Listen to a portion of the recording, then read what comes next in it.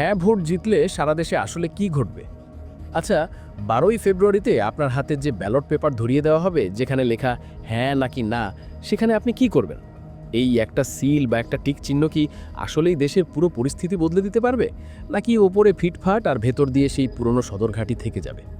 এত বছর পর দেশে আবার গণভোট হতে যাচ্ছে, কিন্তু ব্যালট পেপারে যে প্রশ্ন থাকবে তার আড়ালে রয়েছে বিশাল পরিবর্তনের নকশা।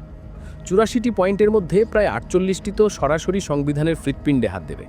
কিন্তু একবার যদি হ্যাঁ জয়যুক্ত হয়, তাহলে পরের দিন সকাল থেকে দেশটা কেমন হবে?